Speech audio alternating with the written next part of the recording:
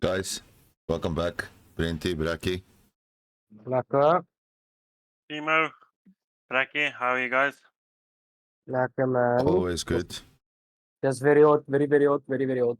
Yeah, well, we are going to be entering winter soon, so. No.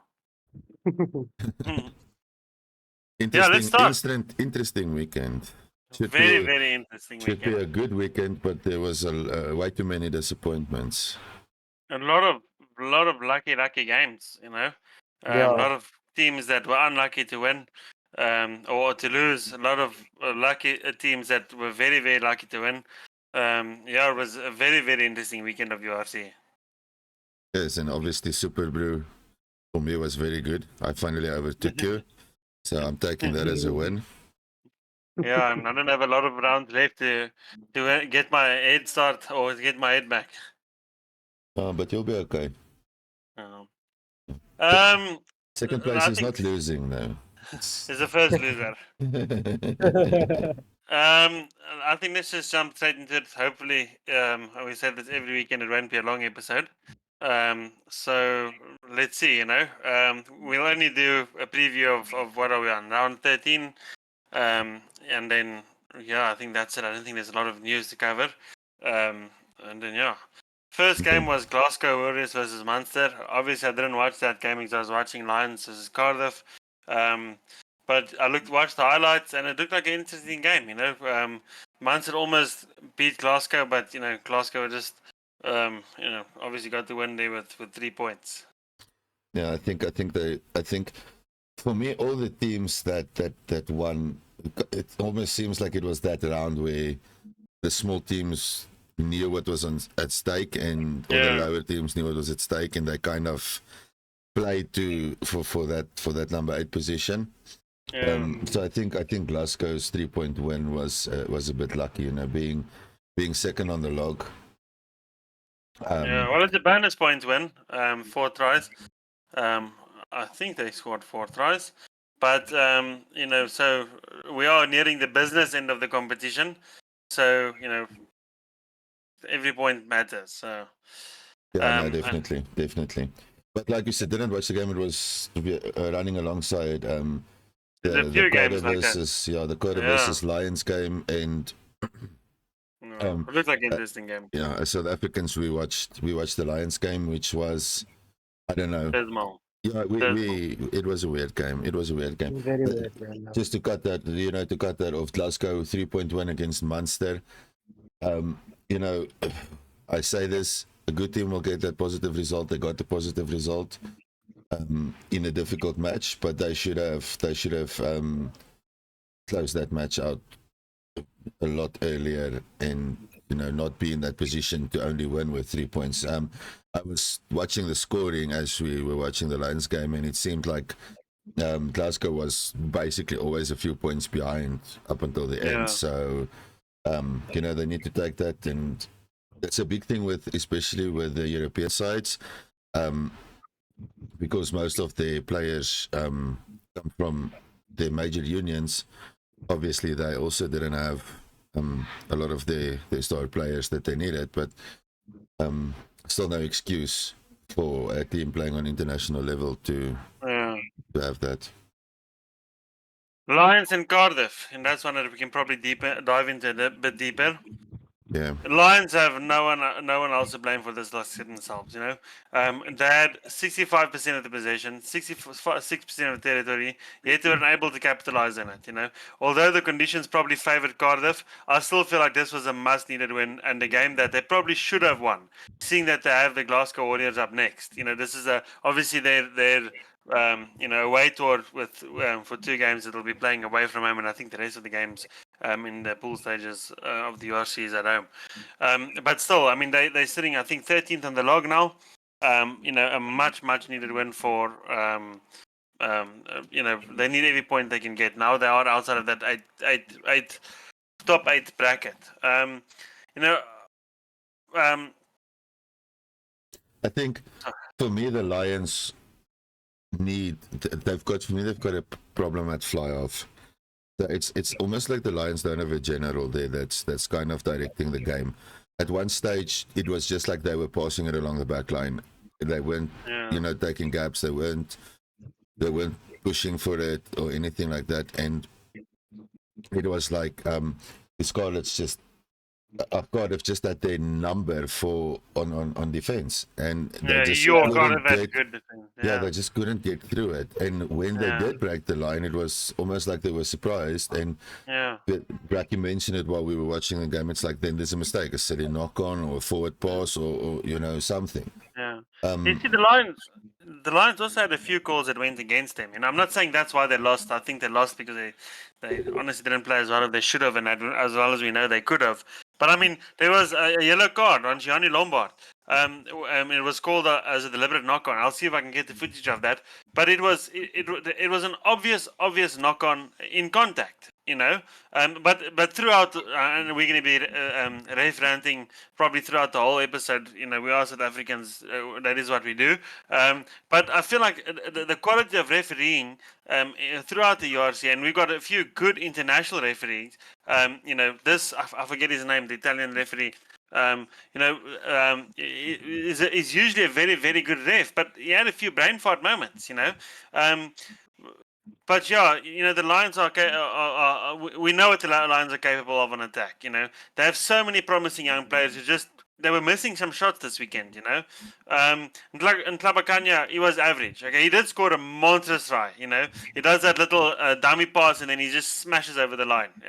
So well done to that. But he missed 3 tackles. One was a crucial one on Ben Donald, which had Cardiff scored their first try. He looked a bit confused on where to defend, and before he realized that it was too late, and Donald just smashed through to score a try. But he also got absolutely wrecked by the smallest man on the field, Johan Miller. I don't know if you guys saw that. I'll see if I can find a video on that. But he got destroyed by Johan Mulder. And usually it's the other way around. Usually in Tlabakanya smashes other players, But not just for that. I just feel like he was very average. Mulder looked brilliant. I mean, it's actually sad that Krapis was injured because I thought that would have been a brilliant matchup. He had 12 tackles. He is so good, He had 12 tackles, 3 dominant tackles. Marius Lowe actually looked good for me. I know he's getting a lot of hate for his 2 passes that got intercepted.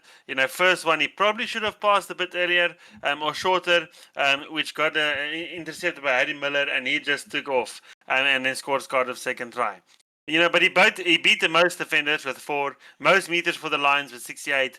So I think it was a good shift for Marius Lowe, with the exception of those 2 brain fart moments. Cardiff defense, as you were saying, Timo, it was insane. The Lions had all those little rehearsed tricks, but it just seemed like Cardiff had an answer for all of them. Yeah, it was really. I don't know if it was jet lag, fatigue, maybe just combinations that weren't working. Yeah. But the Lions didn't look. They put up a fight. I'll give credit to they did put up a fight. Yeah. And the match was 80 minutes, but it was a very slow match to watch. It was like the match just never really got on the way. And I think that is where Cardiff, I think, overpowered the Lions. It was that pure thing of the Lions like this fast-paced game, and they like the game to become a bit loose. And Cardiff kept it, especially with their defense, kept the game from getting loose. Their defensive lines were good. Their hits were good. They were always trying to drive the Lions backwards. So did the team that deserved to win the game? Yes, they definitely did. Cardiff was definitely more hungry, and they just used the opportunities better. Yeah. And then I have to say this: we mentioned the ref rant. I don't think the ref was exceptionally bad, but there was no reason at the end to not send that upstairs. Yeah. Just double check it. Just double check it and make sure. But in general, I don't think the ref was really that bad for me. Everything that he blew for me, except for the knock on in the tackle that Johnny Lombard got a yellow card for. For me, he had a pretty solid match. I think the Lions were their own worst enemy. And I don't think if Johnny Lombard stayed on the field, the outcome would have been different in any case. No, I don't think so. And like I said, I think he's had a few how can I say? I usually like him. I just think this wasn't his game. To me, he was bad. Yeah. So I don't know. I just feel like there's a few calls that should have gone, the Bulls' way. The Lions' way that didn't. And that knock on for me was just I was really dumbstruck. Cardiff were also missing a lot of their internationals, or most of all of the internationals, I think. Except for LSME.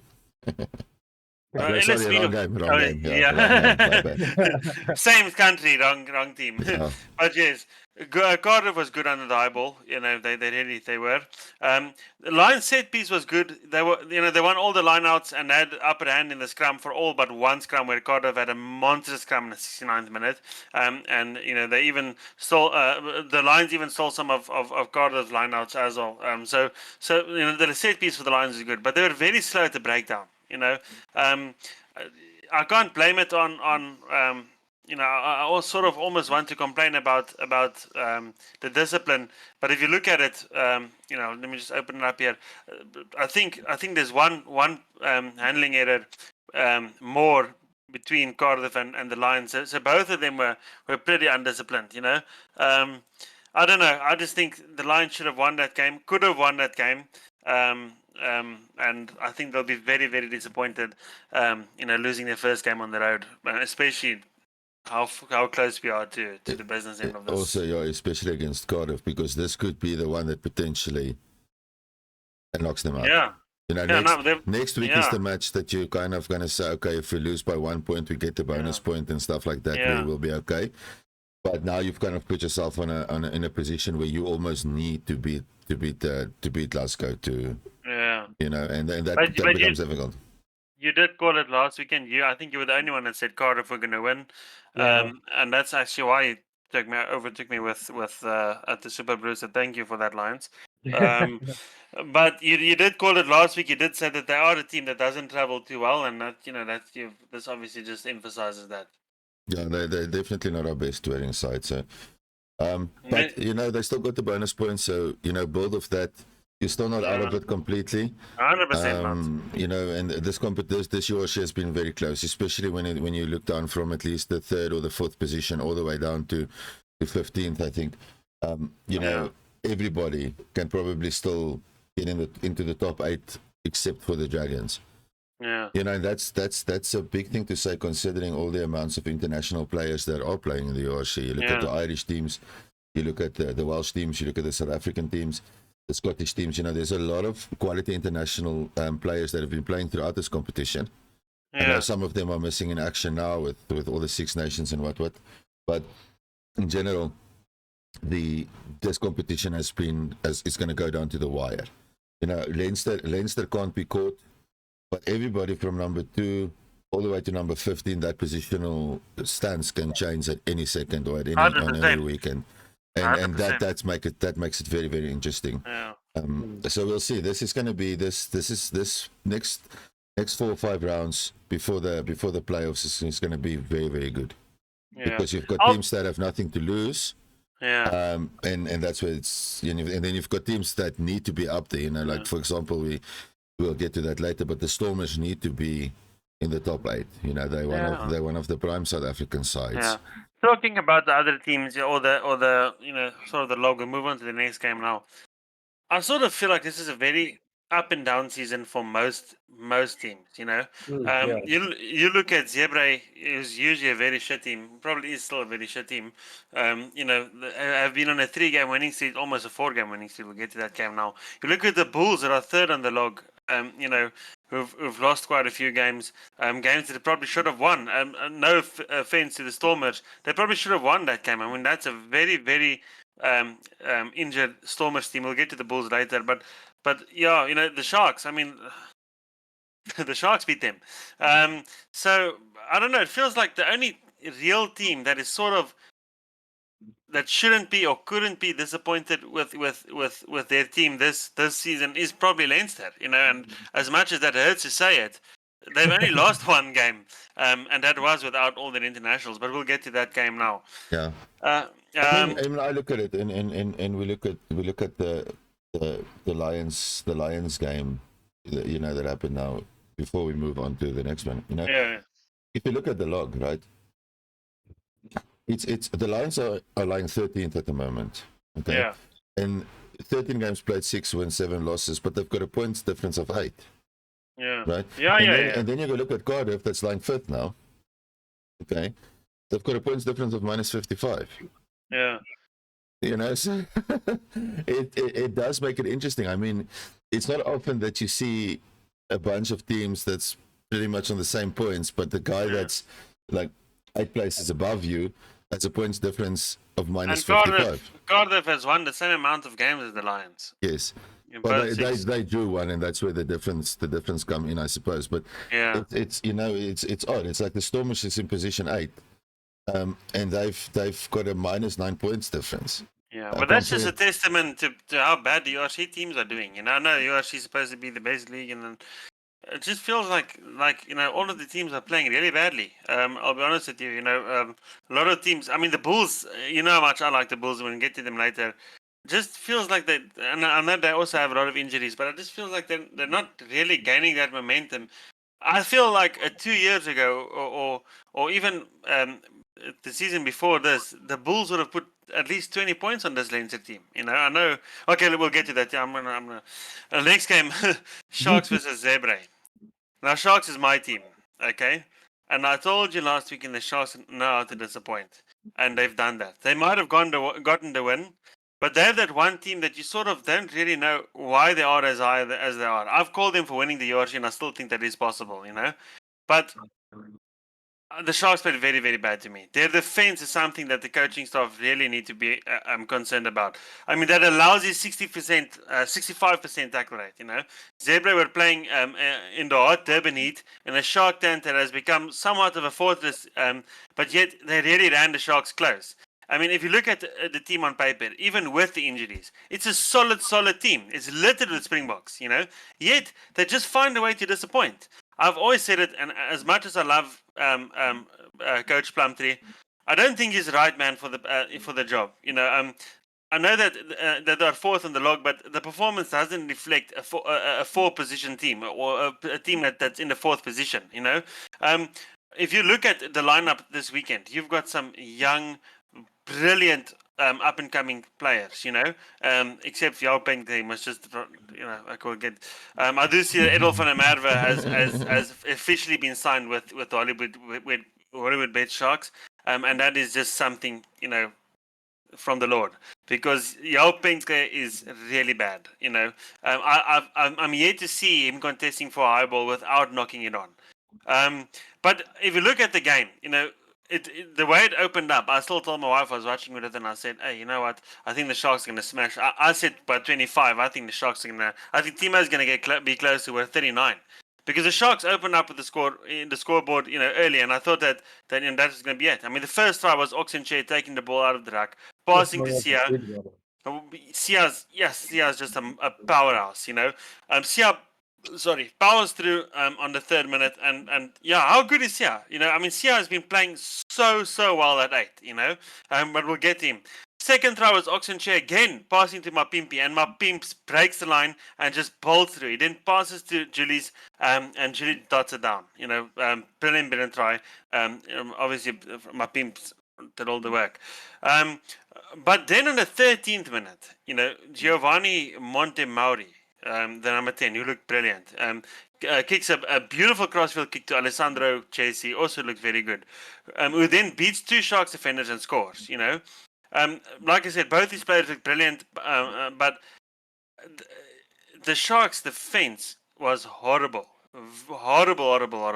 Zebra looked good, very good with ball in hand, but the Sharks really made it too easy for them sometimes, On the 22nd minute, now we've got, this is after the Sharks were leading with 14 points.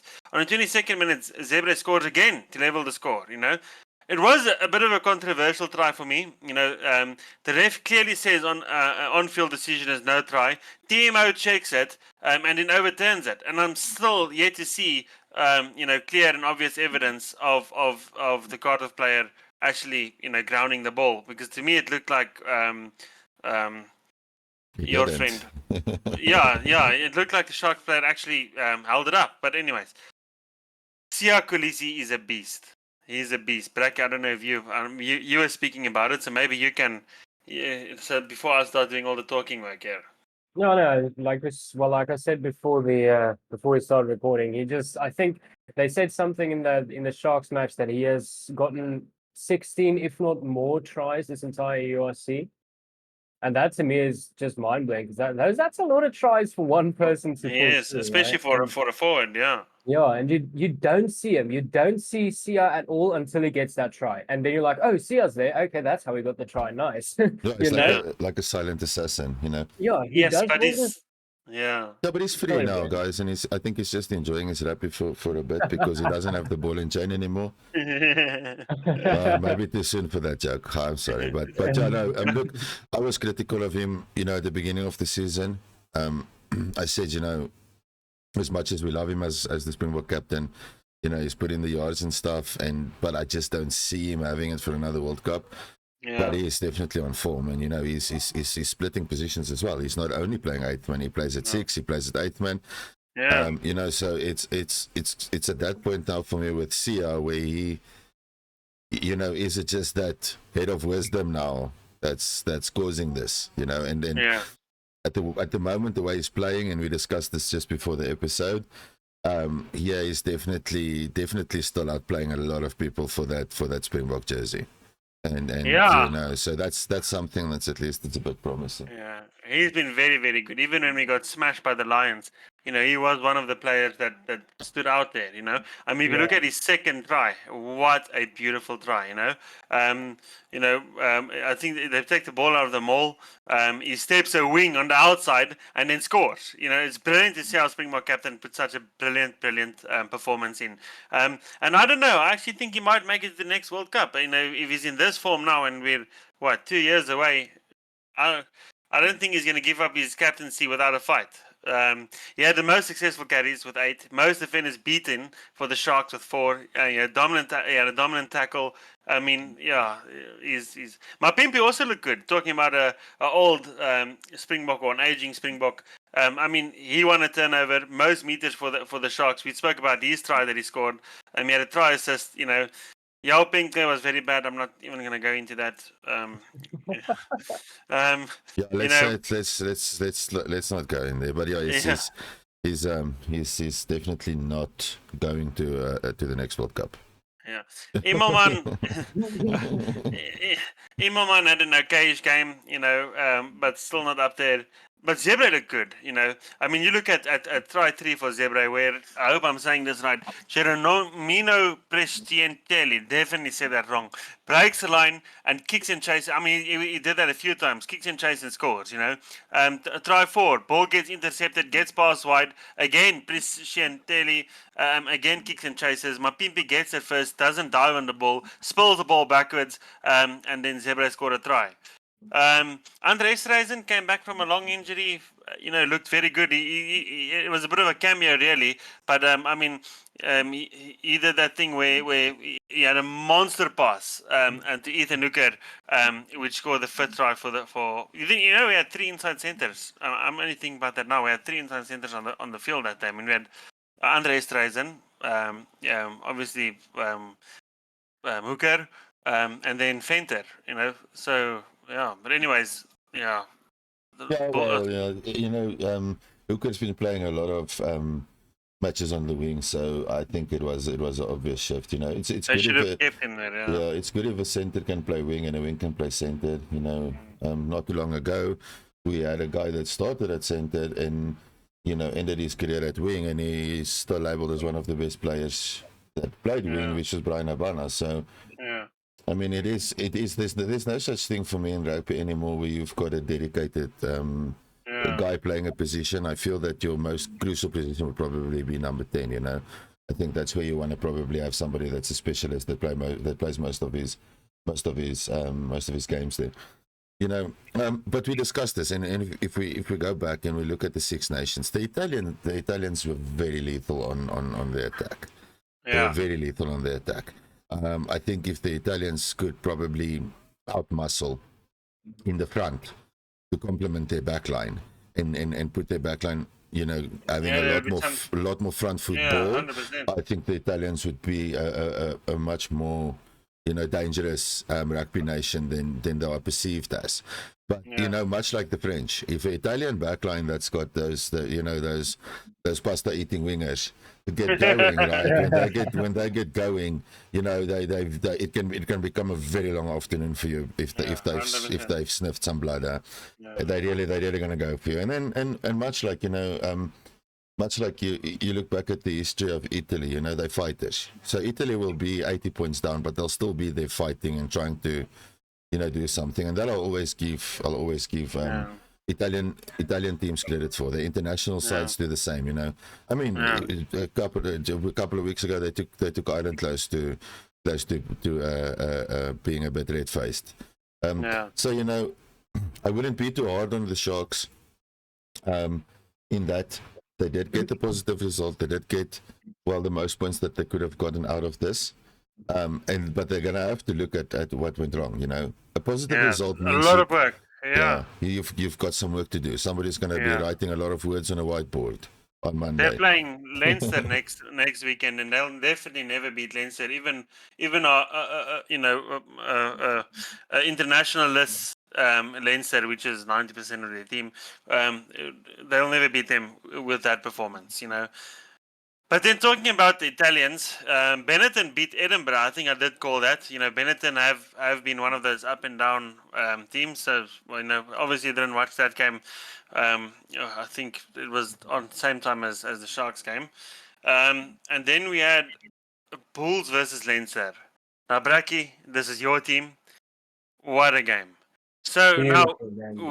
we know that Leinster didn't have 90% of their team.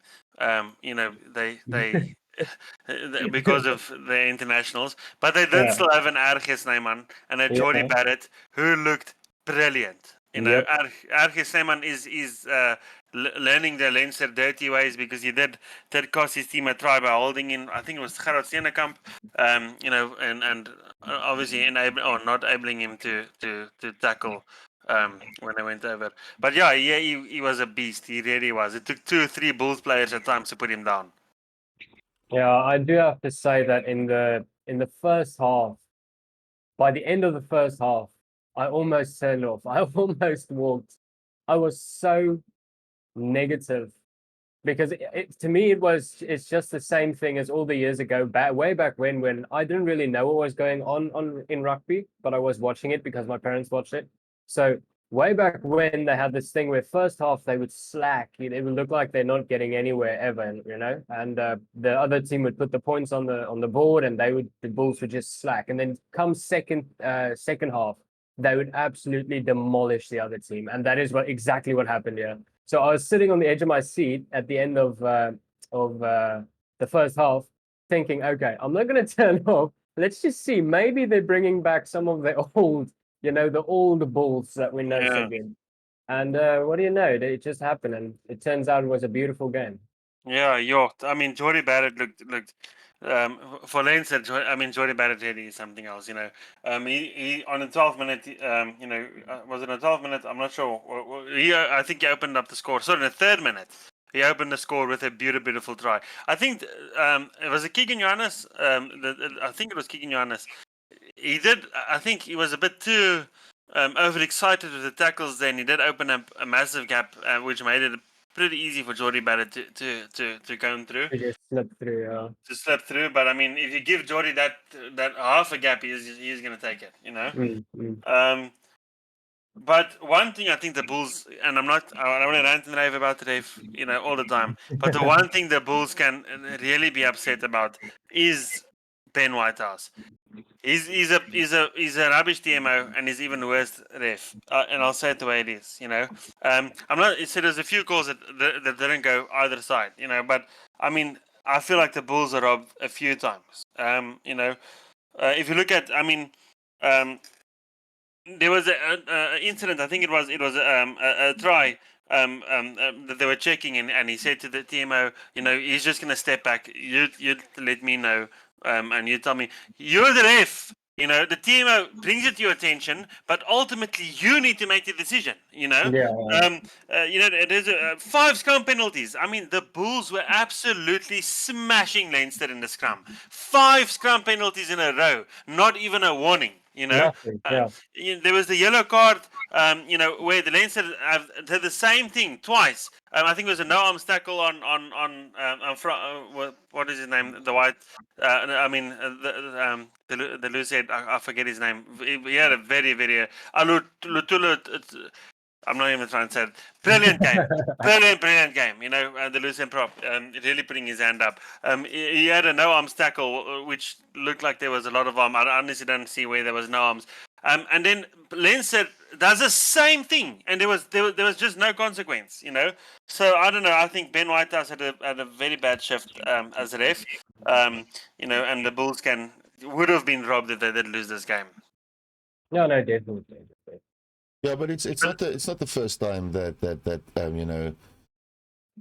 Ben Whitehouse has had a dismal game, and I just feel we constantly say this, there's so much penalties and there's so much things that go against players,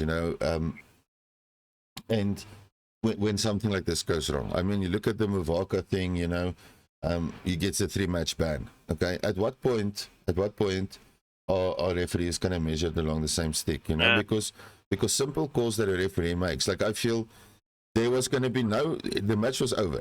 I'm quickly going to just pop back to the Lions game. The match was over. Yeah. Okay. Yeah. There was no point or no achievable outcome not to just go and say, this is what I've seen on the field. Just double check it for me. Was the ball, baby, dotted down prior to that or anything like that? Yeah. Because now what you of course now is, as a referee, you've potentially put that team out of a playoff situation. Okay. Yeah. And just remember, and for me, it's like with rugby.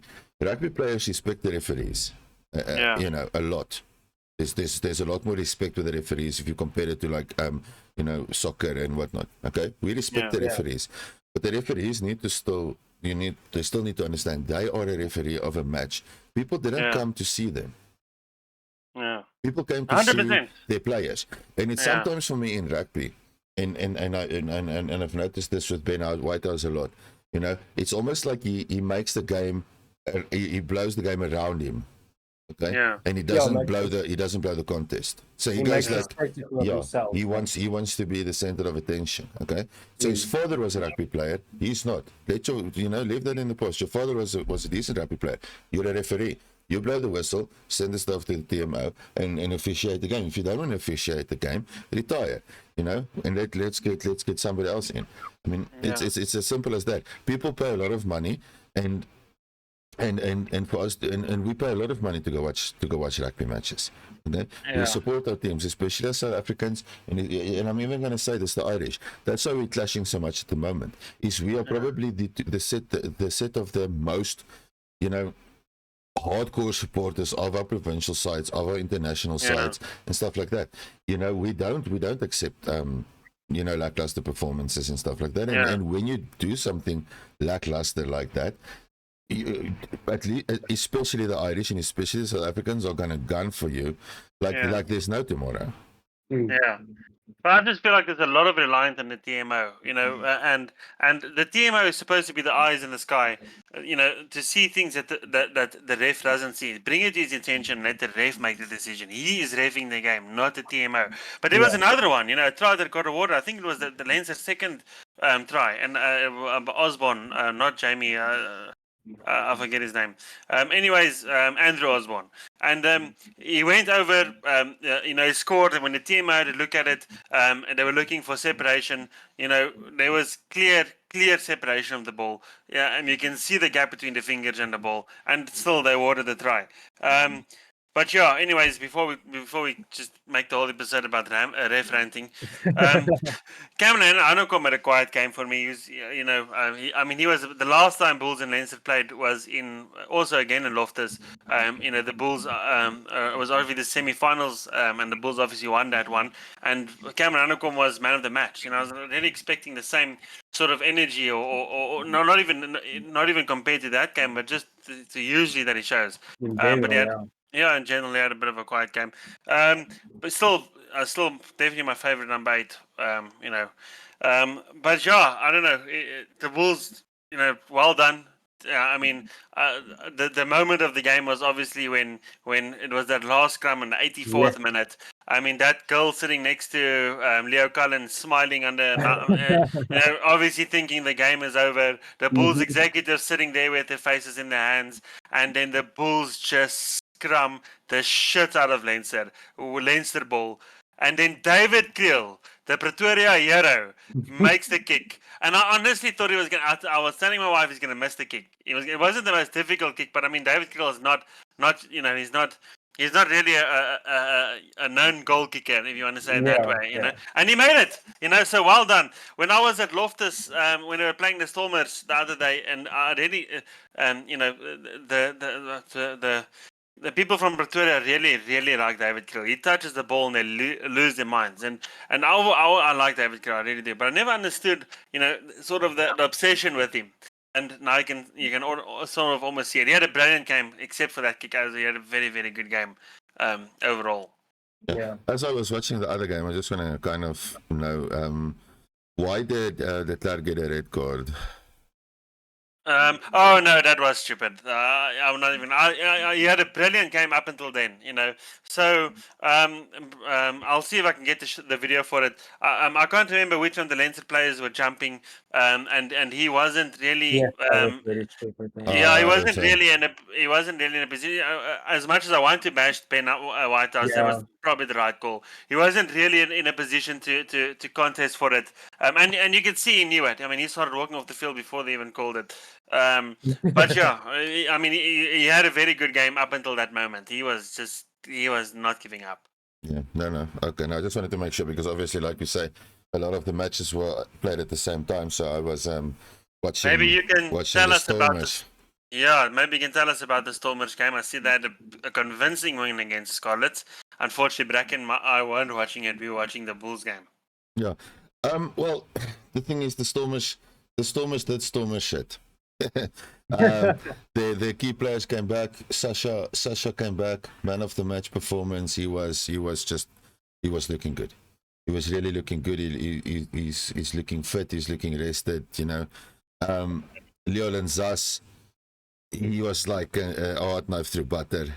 Geland was, he was, he was all over the place. Yeah, he was dummying and the dummy pass that he did that eventually led to Dion Ferry's try was just really, really good. I think I can't really say that the Stormers did anything other than play Stormers Rugby for a change, and it was just refreshing to see. Manu Leboeck obviously, wasn't there.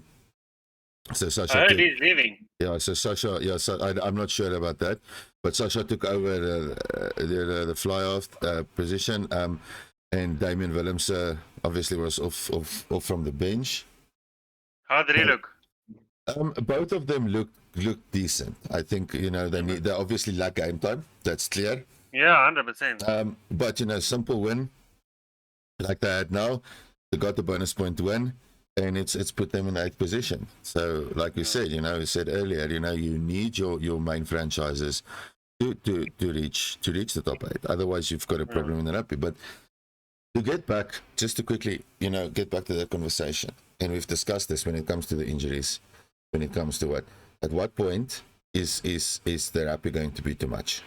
And we've had this conversation extensively. But that's what Stephen Kitsoff is saying at the moment. He's also saying the same thing. He's saying that we're sort of overplaying our players.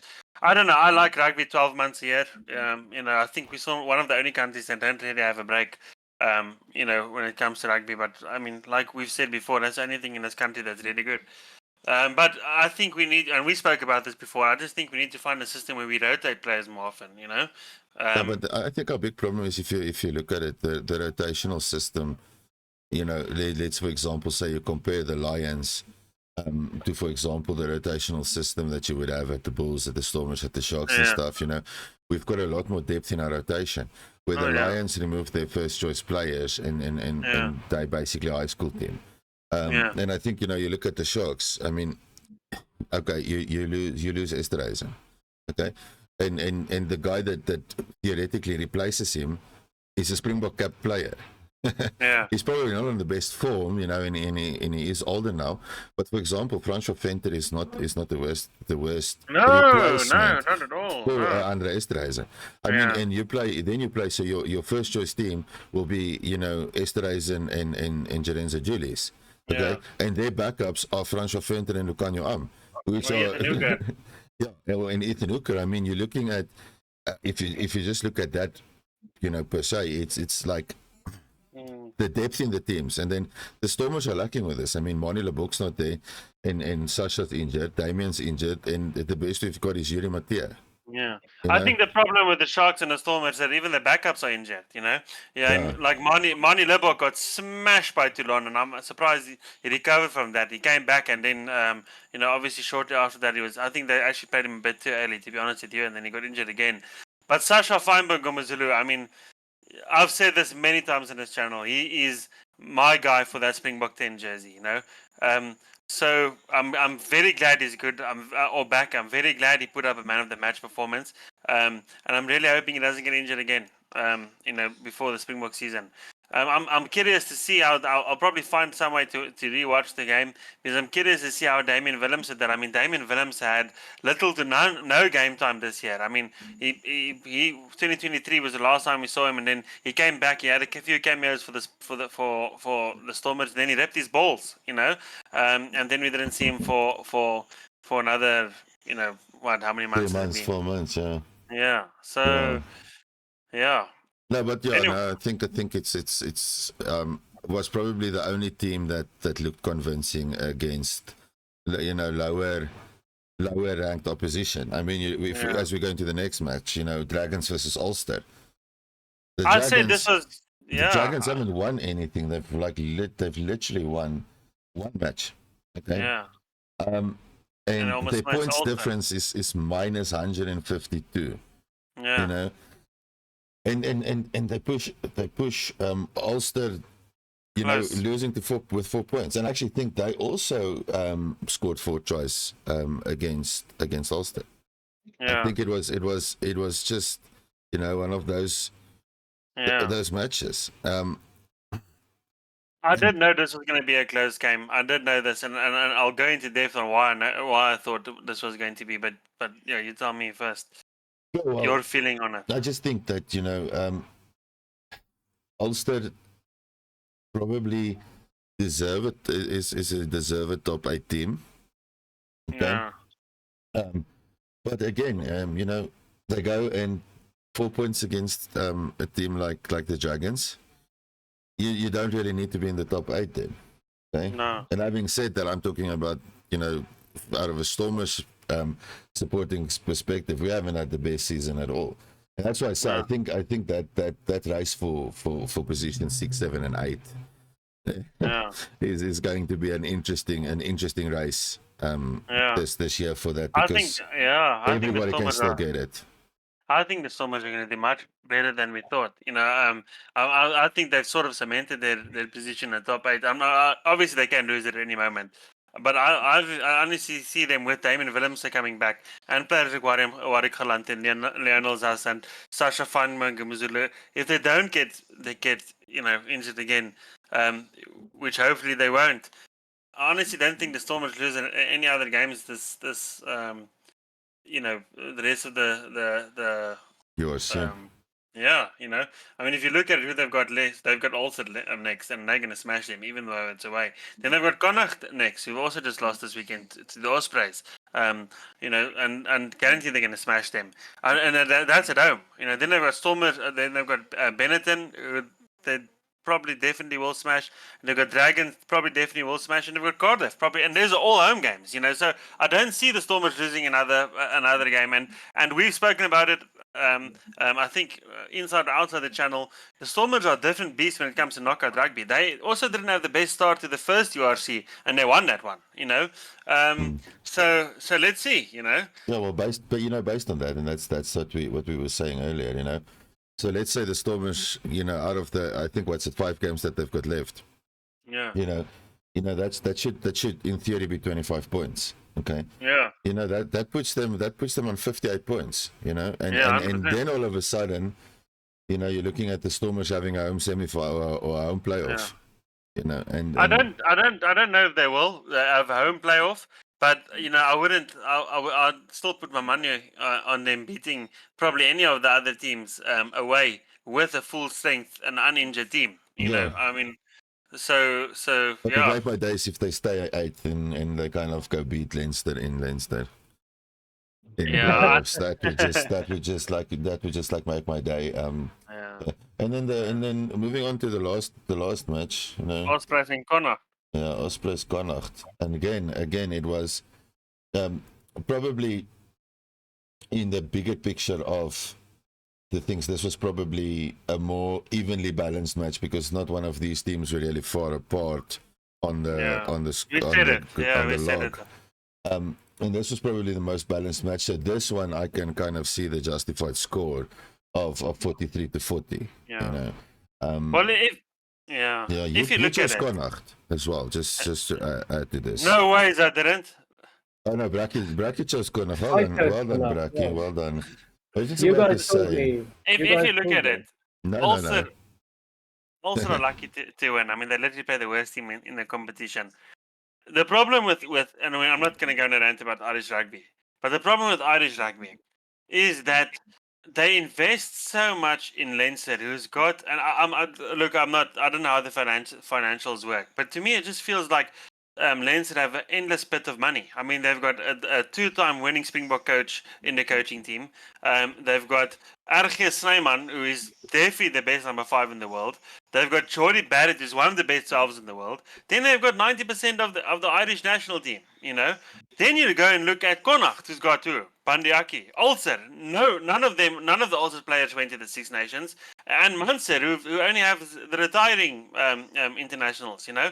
I feel like it's not really being spread evenly. And I feel like they're investing so much in Leinster. And that's why these other guys from Off the Rack were complaining about Jacques Nienaber. The problem isn't Leinster, you know, or Leinster's influence on the Irish team. The problem is that the Irish are sort of they all have all the eggs in one basket. You know what I'm saying? Now I know I'm a Shark.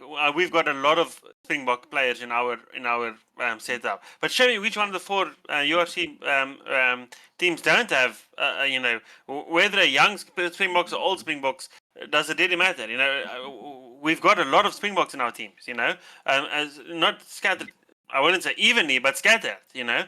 Whereas I feel like Connacht, Ulster, and Munster are already been sort of shoved to the side to fend for themselves, and Leinster are just this sort of powerhouse, just got this endless, bottomless pit of finances, you know, and they'll probably still get knocked out in the quarter or semi-finals, you know, the Irish way.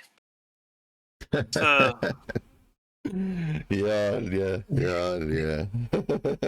No. It's going to be interesting, you know, where we are now, and we said this in the preview to the weekend.